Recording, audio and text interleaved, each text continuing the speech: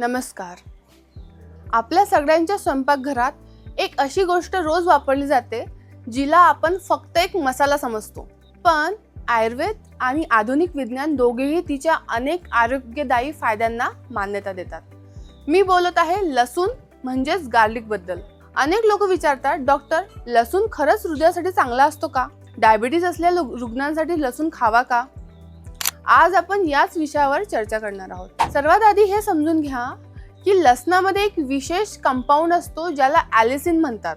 जेव्हा तुम्ही लसूण ठेचता किंवा चिरता तेव्हा हा कंपाऊंड सक्रिय होतो. याच ॲलिसिनमुळे लसणाचा विशिष्ट वास येतो आणि याचमुळे त्याचे अनेक आरोग्यदायी फायदे देखील दिसून येतात. सर्वात आधी हृदयाच्या आरोग्याबद्दल बोलूया.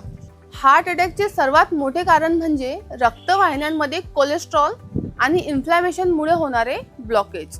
संशोधनातून असे दिसून आलेले आहे की लसूण शरीरातील ऑक्सिडेटिव्ह स्ट्रेस आणि इन्फ्लॅमेशन कमी करण्यास मदत करू शकतो. काही अभ्यासांमध्ये असेही आढळले आहे की नियमितपणे लसूण खाल्ल्याने LDL म्हणजेच बॅड कोलेस्ट्रॉल थोडे कमी होण्यास आणि रक्तवाहिन्यांची लवचिकता टिकून ठेवण्यास मदत होऊ शकते. यामुळे रक्तभिसरण चांगले राहण्यास मदत मिळू शकते. पण एक गोष्ट लक्षात ठेवा, लसूण हा असा कोणताही जादुई उपचार नाही जो आधीपासून असलेले ब्लॉकेज विरघळवेल. जर एखाद्याला हृदयविकार किंवा ब्लॉकेज असेल तर त्यासाठी योग्य उपचार आणि जीवनशैली व्यवस्थापन आवश्यक असते. आता डायबिटीज बद्दल बोलूया. डायबिटीज मध्ये सर्वात मोठी समस्या असते इन्सुलिन रेझिस्टन्स आणि शरीरात वाढलेले इन्फ्लॅमेशन. काही संशोधन असे सूचित करते की लसूण इन्सुलिन सेन्सिटिव्हिटीला सपोर्ट करू शकतो आणि ऑक्सिडेटिव्ह स्ट्रेस कमी करण्यास मदत करू शकतो. म्हणजेच डायबिटीज असलेल्या रुग्णांसाठी लसूण हा एक सपोर्टिव्ह फूड ठरू शकतो. पण याचा अर्थ असा नाही की लसूण खाल्ल्याने डायबिटीजची औषधे बंद होतील. डायबिटीजचे व्यवस्थापन नेहमी आहार, व्यायाम, ताणतणाव नियंत्रण आणि नियमित तपासणी यांच्या मदतीनेच केले जाते. आयुर्वेदामध्ये देखील लसणाला शरीरातील स्रोतसांना सपोर्ट करणारा आणि सर्क्युलेशन सुधारण्यास मदत करणारा मानले जाते. याच कारणामुळे अनेक वर्षांपासून तो दैनंदिन आहाराचा भाग राहिला आहे.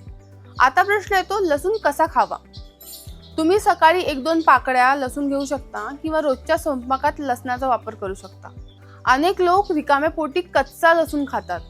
पण जर तुम्हाला ॲसिडिटी, गॅस्ट्रायटिस किंवा पोटात जळजळ होण्याची समस्या असेल तर कच्चा लसूण तुम्हाला सूट होणार नाही. अशा लोकांनी शिजवलेला लसूण वापरू शकतात. आणि लक्षात ठेवा, जास्त लसूण खाल्ल्याने जास्त फायदा होत नाही. प्रत्येक गोष्टीप्रमाणे यामध्येही संतुलन आवश्यक आहे. हार्ट आणि डायबिटीज असलेल्या रुग्णांसाठी सर्वात महत्त्वाची गोष्ट म्हणजे लसणाला निरोगी जीवनशैलीचा भाग बनवा. उपचारांचा पर्याय नाही.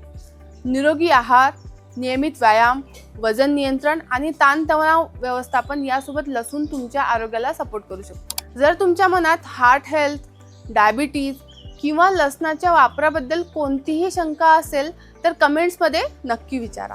जर हा व्हिडिओ तुम्हाला उपयुक्त वाटला असेल तर तो शेअर करा आणि माधवबाग चॅनलला सबस्क्राईब करायला विसरू नका. धन्यवाद.